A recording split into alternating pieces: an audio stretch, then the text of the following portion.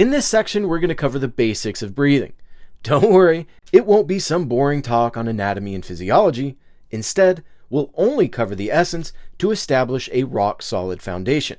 So breathe easy. This one's going to be fun. Our ability to breathe stems from a difference in pressure, which is a non-living environmental force. And as such, we can use it as a tool to improve our function. This is because atmospheric pressure is always in flux, so life forms had to build adaptive pathways to counteract this whimsical force.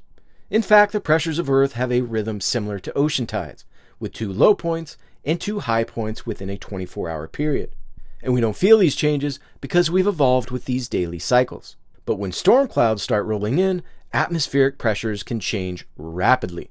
And this drastic change can cause trouble for a small portion of the population who struggle to adapt, leading to increased pain, blood pressure, stroke, and labor complications. To be fair though, there is conflicting data around this topic, but it is undeniable that pressure plays a significant role in how we function. Alright, so now why am I ranting about pressure? Because breathing is a dance between negative and positive pressures. When we inhale, our diaphragm contracts and pulls downward, which creates negative pressure that brings air into our lungs. Normally, this pressure is just enough to satisfy our gaseous needs. But if these ratios are off, our bodies will course correct by recruiting muscles in the neck and shoulders. If you want to see these muscles in action, just touch your neck and take a quick inhale. Ideally, these accessory muscles only come out to play during periods of temporary stress like exercise. But we all know life is far from ideal, and when these accessory muscles get promoted to full-time status, aka chest breathing, trouble will often follow. Just think back to a time when you were anxious or stressed out. Were you breathing from your belly or were you breathing from your chest? Exactly.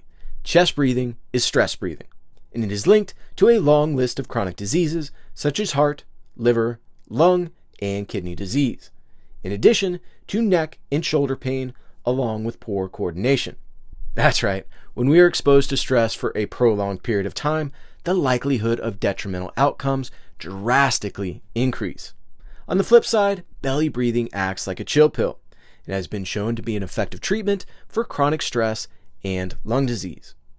Which begs the question, why is chest breathing so harmful?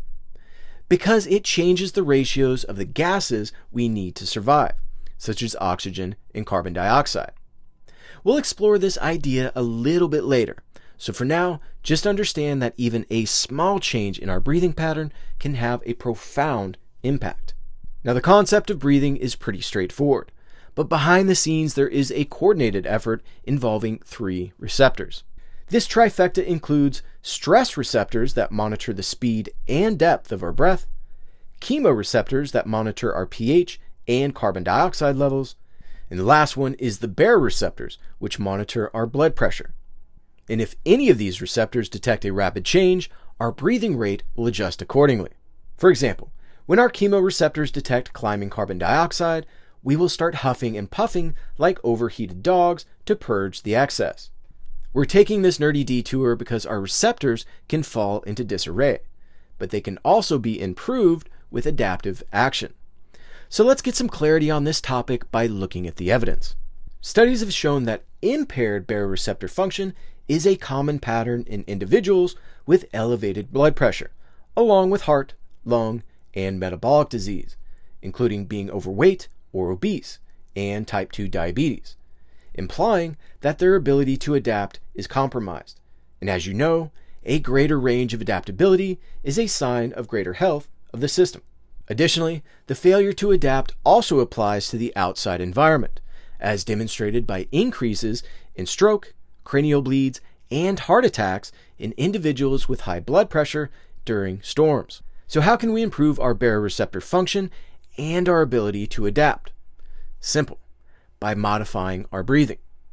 This works because breathwork challenges our systems by inducing rapid change in pH, gas ratios, and pressure.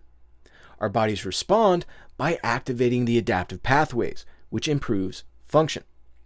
So keeping this factoid in mind, let's look at one powerful tool we can all utilize: inspiratory muscle training. Inspiratory muscle training is really just inhaling through a small hole, and you can achieve this by puckering your lips or buying a simple tool. This caveman technique triggers adaptation by drastically changing the negative pressure in your chest. For example, normal breathing produces a pressure change of negative 2.5 millimeters of mercury, whereas the negative pressure created from inspiratory muscle training ranges from negative 50 to negative 70 millimeters of mercury. That's 20 to 28 times stronger than normal breathing. The power of this simple method can be seen in a fascinating study conducted on individuals with high blood pressure. Researchers had patients perform inspiratory muscle training with an intensity of 75% of their maximal inspiratory pressure for only 30 breaths a day for 6 weeks. That's it, just 30 breaths a day.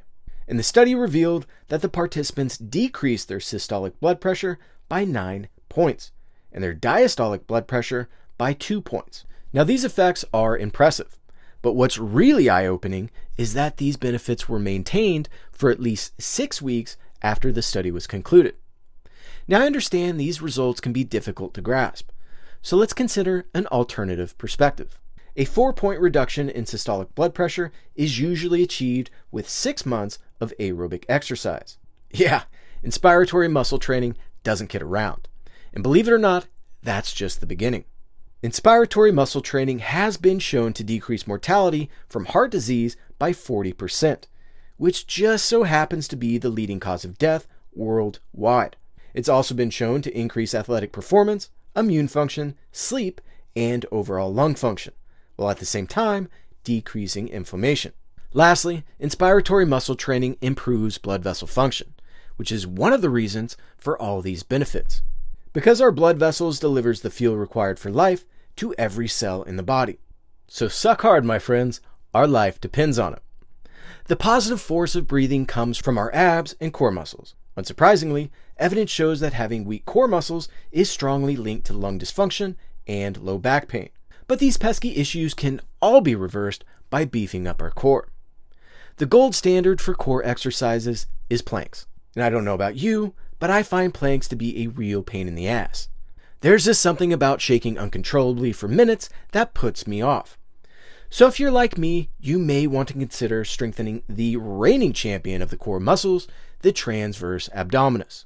This muscle looks and behaves similar to a weight belt around the torso, and we can strengthen this belt with the vacuum maneuver. And it works like this.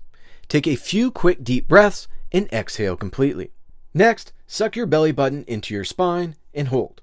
When the urge to breathe comes, relax and repeat. That's it. Plus, it's a pretty cool party trick to bust out from time to time. Alright, now let's look at the key takeaways. Modifying our breath triggers adaptation by changing our pH, gas ratios, and pressure. The receptors that monitor our system can be impaired and strengthened. The drastic pressure change from inspiratory muscle training unleashes a Pandora's box of health benefits. We can improve our lung function and reduce the risk of back issues by strengthening our core. And finally, the vacuum maneuver is a pretty cool party trick.